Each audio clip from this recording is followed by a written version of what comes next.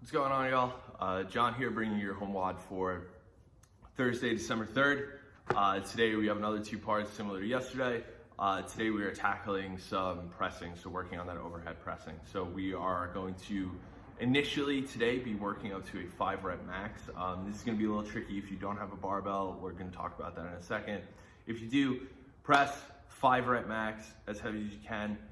After that, you are then going to scale it back. You are going to do 3 sets of 10 reps using the same weight for each set. This is going to fall between 70 and 80% of your 5 rep max based on your muscular efficiency. So again, you're setting a 5 rep max and you're scaling the weights off to 70 or 80% to 80% of that number you just set, and you're going to do 3 sets of 10 for with 90 seconds rest in between. So not a ton of time, but it should be enough to give your shoulders a little bit of a break.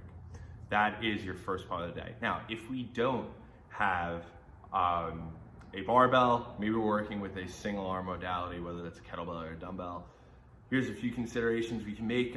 We could just work to 4 sets of 10 to 12 reps on each side.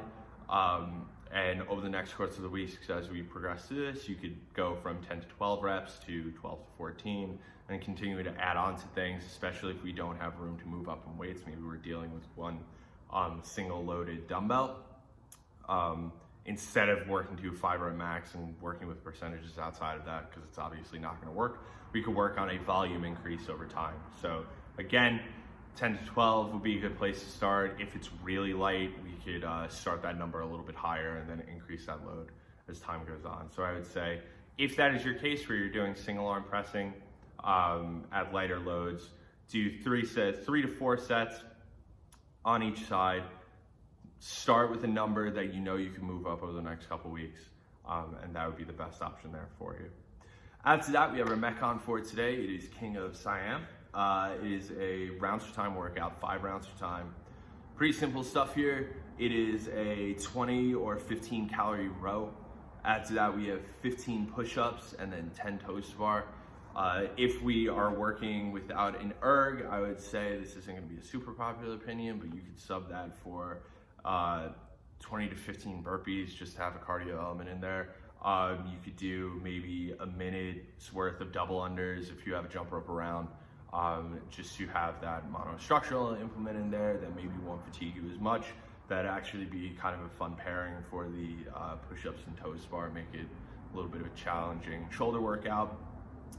If we're running, we want to think maybe 200-meter run, somewhere in that area, because we don't want that to be the majority of your workout today. After that, we have 15 push-ups, so standard push-up scales apply here, whether you're doing a regular push-up. We could go from a box, or maybe you're doing them off of your couch just to scale your weight back. And then after that, toes to bar. If you don't have a pull-up bar to work from, you could either do some V-ups or some sit-ups. I'm sure you've seen plenty of those anytime working out at home. Shouldn't be too much there. Again, 5 rounds for time, 20 to 15 calorie row, 15 push-ups, and then 10 toes to bar, or whichever versions of scaling you're doing.